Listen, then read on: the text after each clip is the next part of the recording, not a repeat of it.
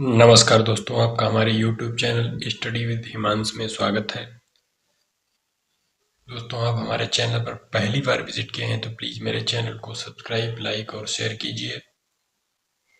आज दोस्तों हम लोग केंद्रीय शिक्षक पात्रता परीक्षा CTET का पहला प्रैक्टिस सेट करेंगे। उसमें हम लोग CDP के 30 क्वेश्चन करेंगे। चलिए दोस्तों, क्लास को स्टार्ट करते हैं, पढ़ते हैं, प्रैक्टिस करते हैं। CDP के 30 क्वेश्चंस। पहला प्रश्न है दोस्तों, प्राथमिक स्तर पर एक शिक्षक में निम्न में से किसे सबसे महत्वपूर्ण विशेषता मानना चाहिए? ऑप्शन ए धैर्य और दृढ़ता, ऑप्शन बी शिक्षण पद्धतियों और विषयों के ज्ञान में दक्षता, ऑप्शन सी अति मानक भाषा में पढ़ाने में दक्षता, या ऑप्शन डी पढ़ाने की उत्सुकता। बताइए इसमें से कौन सा सही होगा दोस्तों आंसर। तो इसका राइट आंसर हो जाएगा दोस्तों ऑप्शन ए धैर्य और दृढ़ता।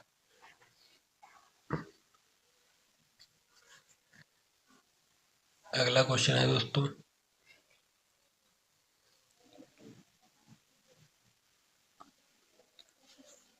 एक शिक्षक अपने लोकतांत्रिक स्वभाव के कारण विद्यार्थियों को पूरी कक्षा में कहीं भी बैठने की अनुमति देता है। कुछ विद्यार्थी एक साथ बैठते हैं और चर्चा करते हैं या सामूहिक पठन करते हैं। कुछ चुपचाप बैठकर अपने आप पढ़ते हैं। एक अभिभावक को यह पसंद नहीं आता। इस स्थिति से निपटने का निम्न में से कौन सा तरीका सबसे बेहतर हो सकता है? आपको बताना है। चलिए दोस्तों, पहला ऑप्शन है अभिभावकों को प्रधानाचार्य से अनुरोध करना चाहिए कि वे उनके बच्चे का अनुभाग बदल दें। दूसरा है वी अभिभावकों को शिक्षक पर विश्वास व्यक्त करना चाहिए और शिक्षक के साथ समस्या पर चर्चा करनी चाहिए। ऑप्शन सी अभिभावकों को उस विद्यालय से अपने बच्चे को निकाल लेना चाहिए। या ऑप्शन डी अभिभावकों को प्रधानाचार्य से शिक्षक की शिकायत करनी चाहिए। कौन सा दोस्तों इसमें से सही होगा उत्तर आपको बताना है। इसका राइट आंसर हो जाएगा दोस्तों ऑप्शन बी अभिभावकों को शिक्षक पर विश्वास व्यक्त करना चाहिए और शिक्षक के साथ समस्या पर चर्चा करनी चाहिए। तीसरा क्वेश्चन है दोस्तों, वह अवस्था जब बच्चा तार्किक रूप से वस्तुओं व घटनाओं के विषय में चिंतन प्रारंभ करता है। पहला ऑप्शन है औपचारिक संक्रियात्मक अवस्था, ऑप्शन बी है पूर्व संक्रियात्मक अवस्था, मूर्त संक्रियात्मक अवस्था, या ऑप्शन डी है संवेदी प्रेरक अवस्था। बताइए दोस्तों इसमें से कौन सा आंसर सही होगा। तार्किक रूप से वस्तुओं घटनाओं का चिंतन प्रारंभ करता है दोस्तों ऑप्शन नंबर सी मूर्त संक्रियात्मक अवस्था में।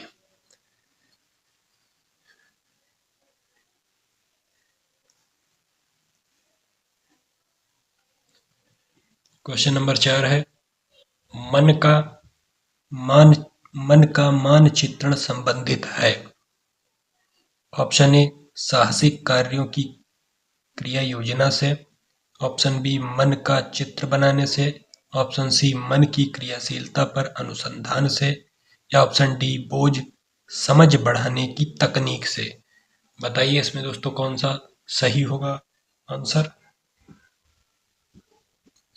तो उसका राइट आंसर हो जाएगा दोस्तों ऑप्शन सी मन की क्रियाशीलता पर अनुसंधान से। चलिए दोस्तों अगले क्वेश्चन की तरफ चलते हैं।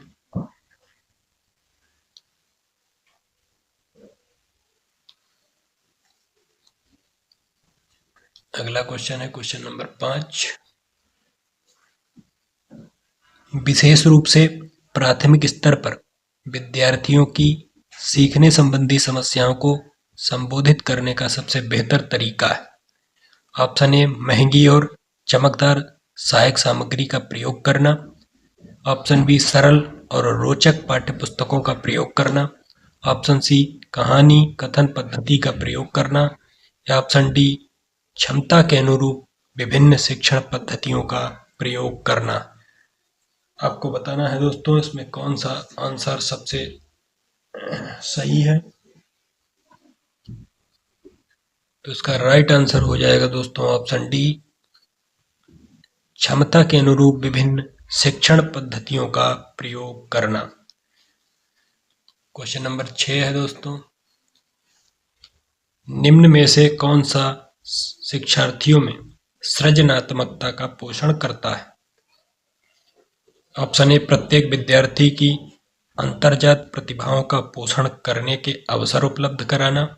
ऑप्शन बी विद्यालयी जीवन के प्रारंभ से उपलब्धि के लक्ष्यों पर बल देना।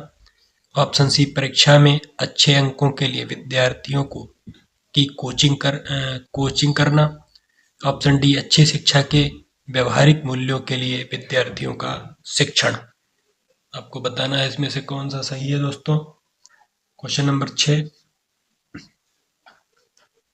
इसका राइट आंसर हो जाएगा दोस्तों ऑप्शन ए प्रत्येक विद्यार्थी की अंतर्जात प्रतिभाओं का पोषण करने के अवसर उपलब्ध कराना।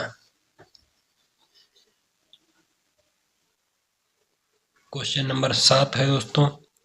पियाजे के अनुसार निम्नलिखित में से कौन सी अवस्था में बच्चा अमूर्त संकल्पनाओं में के विषय में तार्किक चिंतन करना प्रारंभ करता है। ऑप्शन ए औपचारिक संक्रियात्मक अवस्था 12 वर्ष एवं ऊपर से। संवेदी प्रेरक अवस्था जन्म से 2 वर्ष। या ऑप्शन सी पूर्व संक्रियात्मक अवस्था 0 से 7 वर्ष। मूर्त संक्रियात्मक अवस्था 7 से 11 वर्ष। इसमें कौन सा राइट आंसर होगा दोस्तों आपको बताना है। तो इसमें तार्किक चिंतन आरंभ करना प्रारंभ करता है दोस्तों। वो करता है ऑप्शन नंबर ए औपचारिक संक्रियात्मक अवस्था।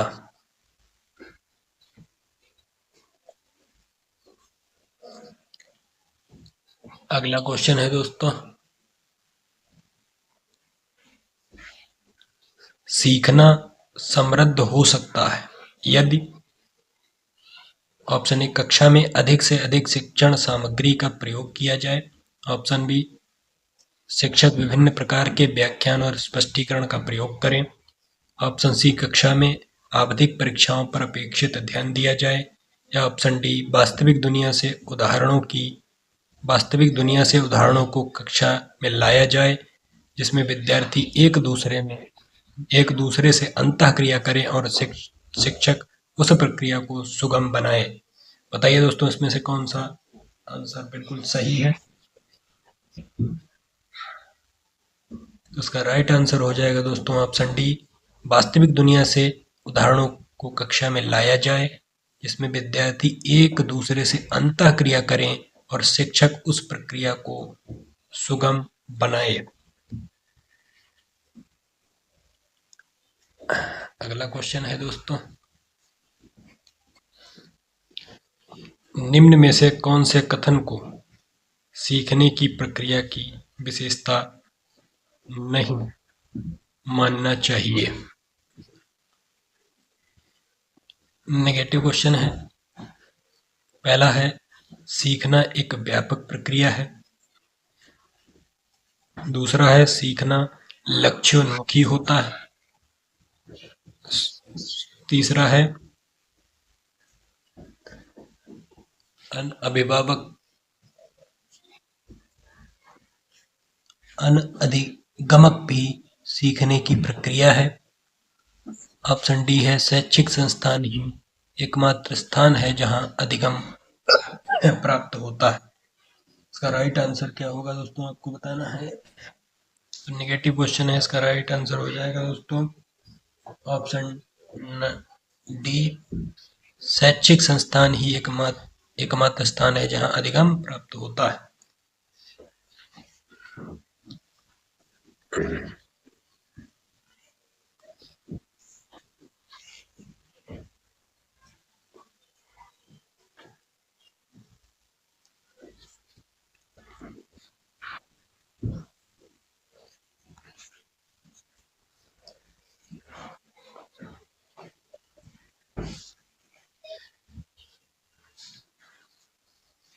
क्वेश्चन नंबर 10 है दोस्तों, 5वीं कक्षा के दृष्टिबाधित विद्यार्थी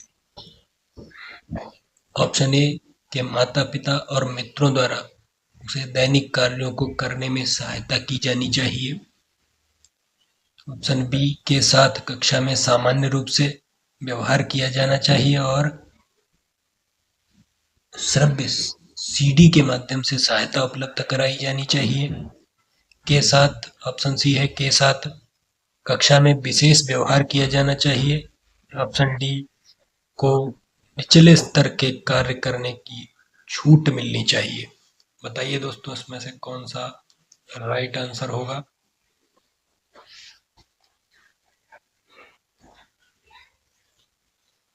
तो दोस्तों इसका राइट आंसर होगा ऑप्शन बी, के साथ कक्षा में सामान्य रूप से व्यवहार किया जाना चाहिए और श्रव्य सीडी के माध्यम से सहायता उपलब्ध कराई जानी चाहिए। अगला क्वेश्चन है दोस्तों,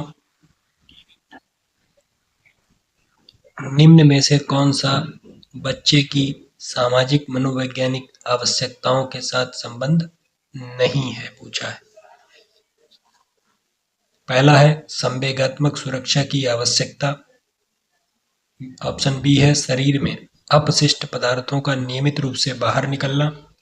ऑप्शन सी है सानिध्य संगति की आवश्यकता। या ऑप्शन डी सामाजिक अनुमोदन अथवा सराहना की आवश्यकता। बताइए दोस्तों इसमें राइट आंसर क्या होगा क्वेश्चन नंबर 11 का। इसका राइट आंसर हो जाएगा दोस्तों ऑप्शन बी, नेगेटिव बताना था इसमें, शरीर में अपशिष्ट पदार्थों का नियमित रूप से बाहर निकलना। क्वेश्चन नंबर 12 है दोस्तों, वह कौन सा स्थान है जहां बच्चे के संज्ञानात्मक विकास को सबसे बेहतर तरीके से परिभाषित किया जा सकता है। ऑप्शन ए विद्यालय एवं कक्षा पर्यावरण। ऑप्शन बी सभागार। ऑप्शन सी घर। या ऑप्शन डी खेल का मैदान। बताइए दोस्तों इसमें कौन सा उत्तर बिल्कुल सही होगा। तो इसका राइट आंसर हो जाएगा दोस्तों विद्यालय एवं कक्षा पर्यावरण।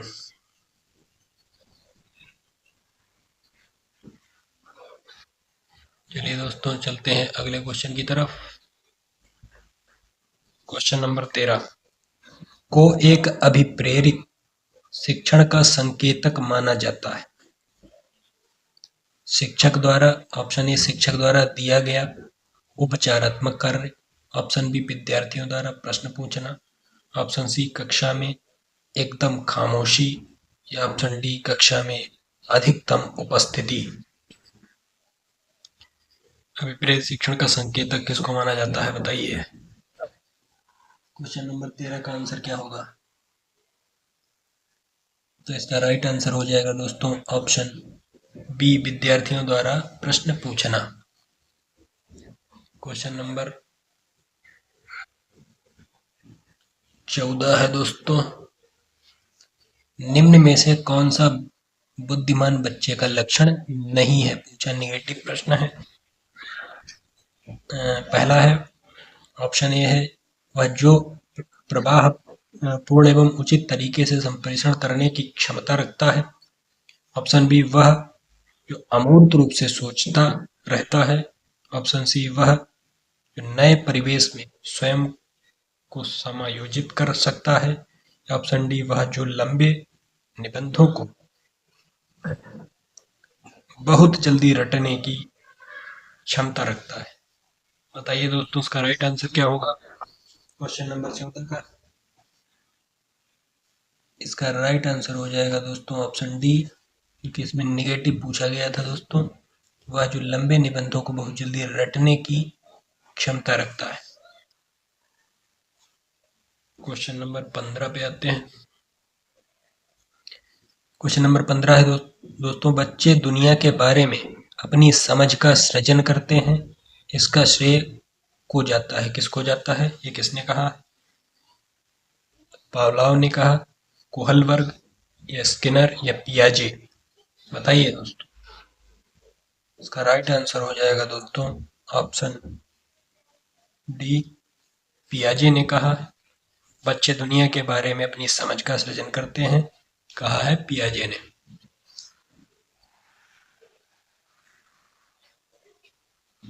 क्वेश्चन नंबर 16 है दोस्तों, कृतिका अक्सर घर में ज्यादा बात नहीं करती, लेकिन विद्यालय में वह काफी बात करती है।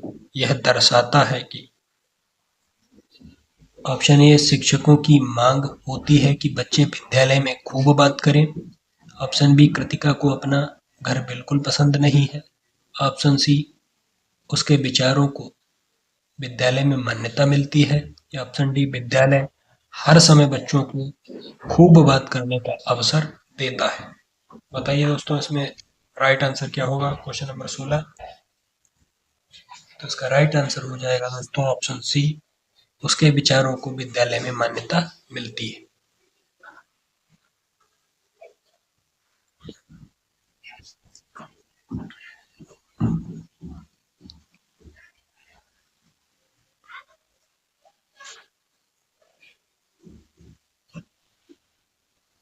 क्वेश्चन नंबर 17 है दोस्तों, एक शिक्षक को अपने विद्यार्थियों की क्षमताओं को समझने का प्रयास करना चाहिए। निम्नलिखित में से कौन सा क्षेत्र इस उद्देश्य के साथ संबंध है? पहला है सामाजिक दर्शन, दूसरा है मीडिया मनोविज्ञान, सी है शिक्षा मनोविज्ञान या डी है शिक्षा समाज शास्त्र? बताइए दोस्तों, क्वेश्चन नंबर 17 का आंसर क्या होगा? तो इसका राइट आंसर हो जाएगा दोस्तों, इसका राइट आंसर हो जाएगा दोस्तों क्वेश्चन नंबर 17 का शिक्षा मनोविज्ञान, ऑप्शन सी। क्वेश्चन नंबर 18 है, सीखने की प्रक्रिया में अभिप्रेरणा, सीखने की प्रक्रिया में अभिप्रेरणा क्या है? ऑप्शन ए, पिछले सीखे हुए को नए अधिगम से अलग करती है। ऑप्शन बी, शिक्षार्थियों को एक दिशा में सोचने के योग्य बनाती है। या ऑप्शन सी, विद्यार्थियों में सीखने के प्रति रुचि का विकास करती है। या ऑप्शन डी, विद्यार्थियों की स्मरण शक्ति को पैना बनाती है। बताइए दोस्तों, इसमें से कौन सा उत्तर बिल्कुल सही होगा? उसका राइट आंसर हो जाएगा दोस्तों ऑप्शन सी, विद्यार्थियों में सीखने के प्रति रुचि का विकास करती है। क्वेश्चन नंबर 19, शिक्षा के क्वेश्चन नंबर 19 है दोस्तों, शिक्षा के क्षेत्र में पाठ्यचर्या शब्दावली टेस्ट की ओर संकेत करती है। ऑप्शन ए, विद्यालय का संपूर्ण कार्यक्रम जिसमें विद्यार्थी प्रतिदिन अनुभव प्राप्त करते हैं। ऑप्शन बी, मूल्यांकन प्रक्रिया। ऑप्शन सी, कक्षा में प्रयुक्त की जाने वाली पाठ्य सामग्री। या ऑप्शन डी, शिक्षण पद्धति एवं पढ़ाई जाने वाली विषय वस्तु। आपको बताना है इसमें राइट आंसर कौन सा है दोस्तों क्वेश्चन नंबर 19। इसका राइट आंसर हो जाएगा दोस्तों ऑप्शन ए, विद्यालय का संपूर्ण कार्यक्रम जिसमें विद्यार्थी प्रतिदिन अनुभव प्राप्त करते हैं। चलिए अगले क्वेश्चन की तरफ चलते हैं दोस्तों। क्वेश्चन नंबर 20, निचली कक्षाओं में शिक्षण की खेल पद्धति मूल रूप से आधारित है। ऑप्शन ए शिक्षण पद्धति के सिद्धांतों पर, ऑप्शन बी विकास एवं वृद्धि के मनोवैज्ञानिक सिद्धांतों पर, ऑप्शन सी शिक्षण के समाजशास्त्री सिद्धांतों पर, या ऑप्शन डी शारीरिक शिक्षा कार्यक्रमों के सिद्धांत पर। बताइए दोस्तों, क्वेश्चन नंबर 20 का सही उत्तर क्या होगा?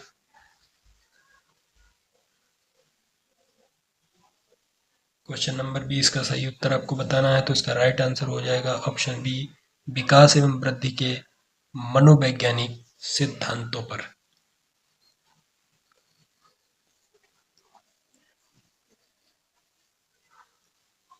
अगला क्वेश्चन है दोस्तों क्वेश्चन नंबर 21। एक बच्चा अतीत की समान परिस्थिति में की गई अनुक्रियाओं के आधार पर नई स्थिति के प्रति अनुक्रिया करता है, यह किससे संबंधित है? ऑप्शन ए सीखने का प्रभाव नियम, ऑप्शन बी सीखने की प्रक्रिया का अभिवृत्ति नियम, ऑप्शन सी सीखने का तत्परता नियम, या ऑप्शन डी सीखने का सादृश्यता नियम। बताइए दोस्तों, क्वेश्चन नंबर 21, इसका राइट आंसर हो जाएगा दोस्तों सीखने का सादृश्यता नियम। Question number 22, dash dash dash प्रतिभाशाली होने का संकेत नहीं है पूछा गया है दोस्तों। नेगेटिव। ऑप्शन ए दूसरों के साथ झगड़ना, ऑप्शन बी अभिव्यक्ति में नवीनता, ऑप्शन सी जिज्ञासा, ऑप्शन डी सृजनात्मक विचार। तो बताइए दोस्तों, इसका राइट आंसर क्या हो जाएगा? क्वेश्चन नंबर 22, इसका राइट आंसर हो जाएगा दोस्तों नेगेटिव पूछा गया है, तो दूसरों के साथ झगड़ना।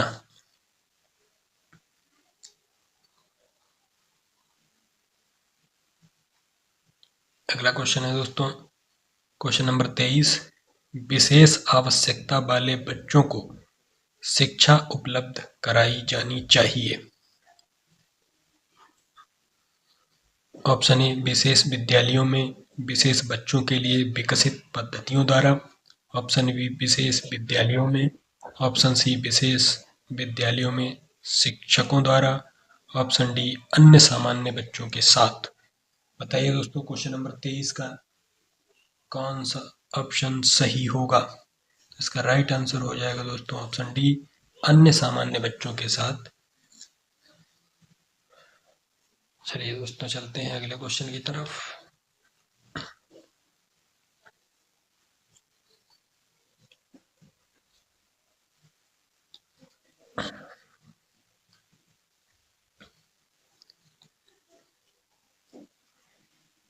क्वेश्चन नंबर 24 है, आकलन को उपयोगी और रोचक प्रक्रिया बनाने के लिए डैश डैश डैश के प्रति सचेत होना चाहिए। ऑप्शन ए विद्यार्थियों को बुद्धिमान या औसत विद्यार्थी की उपाधि देना, ऑप्शन बी शैक्षिक और सह शैक्षिक क्षेत्रों में विद्यार्थी के सीखने के बारे में जानकारी प्राप्त करने के लिए विविध तरीकों को प्रयोग करना, नंबर ऑप्शन सी प्रतिपुष्टि फीडबैक देने के लिए तकनीकी भाषा का प्रयोग करना, या ऑप्शन डी अलग अलग विद्यार्थियों में तुलना करना। बताइए दोस्तों, इसका राइट आंसर क्या होगा? क्वेश्चन नंबर 24, इसका राइट आंसर हो जाएगा दोस्तों ऑप्शन बी शैक्षिक और सह शैक्षिक क्षेत्रों में विद्यार्थी के सीखने के बारे में जानकारी प्राप्त करने के लिए विविध तरीकों को प्रयोग करना।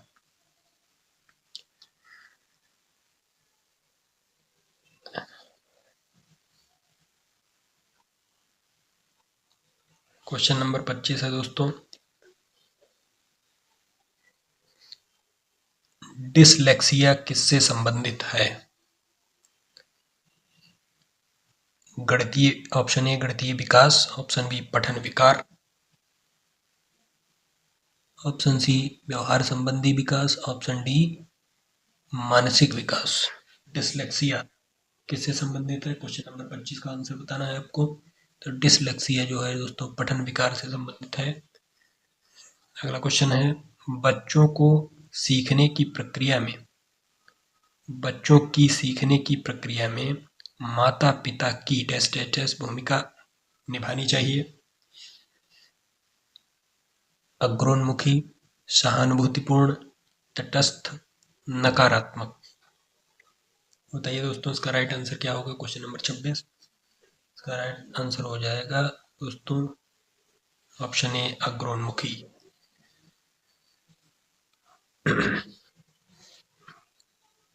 क्वेश्चन नंबर 27 है, विकास कभी न समाप्त होने वाली प्रक्रिया है, यह विचार किससे संबंधित है? ऑप्शन ए, निरंतरता का सिद्धांत, ऑप्शन बी, एकीकरण का सिद्धांत, ऑप्शन सी, अंतःक्रिया का सिद्धांत, या ऑप्शन डी, अंतः संबंध का सिद्धांत। बताइए दोस्तों, क्वेश्चन नंबर 27 का आंसर क्या होगा? तो इसका राइट आंसर हो जाएगा दोस्तों निरंतरता का सिद्धांत। अगला क्वेश्चन है दोस्तों,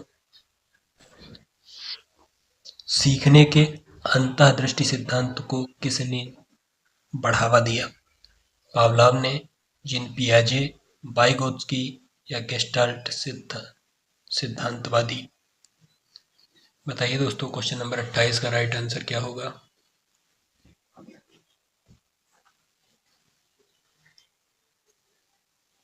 तो इसका राइट आंसर हो जाएगा दोस्तों गेस्टाल्ट सिद्धांतवादी। अगला क्वेश्चन है दोस्तों, निम्नलिखित में से किस अवस्था में बच्चे अपने समवयस्क समूह के सक्रिय सदस्य हो जाते हैं? ऑप्शन ए, प्रौढ़ावस्था, ऑप्शन बी, पूर्व बाल्यावस्था, ऑप्शन सी, बाल्यावस्था, या ऑप्शन डी, किशोरावस्था।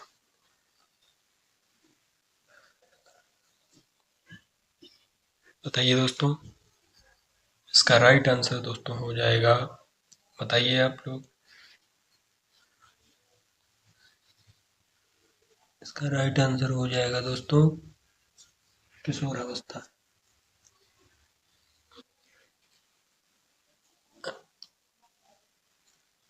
आज का लास्ट क्वेश्चन दोस्तों, क्वेश्चन नंबर 30, बच्चों के बौद्धिक विकास की 4 विशिष्ट अवस्थाओं की पहचान की गई है। एरिक्सन द्वारा, ऑप्शन बी, स्किनर द्वारा, ऑप्शन सी, पियाजे द्वारा, या ऑप्शन डी, कोहलबर्ग द्वारा। इसका राइट आंसर हो जाएगा दोस्तों ऑप्शन सी, बच्चों के बौद्धिक विकास की 4 विशिष्ट अवस्थाओं की पहचान पियाजे द्वारा की गई है। चलिए दोस्तों, मिलते हैं अगली क्लास में। आज की क्लास आपको कैसी लगी प्लीज़ बताइएगा। अगर आपको क्लास अच्छी लगी है तो मेरे चैनल को सब्सक्राइब, लाइक और शेयर कीजिएगा। मिलते हैं अगली क्लास में, तब तक के लिए धन्यवाद। जय हिंद, जय भारत।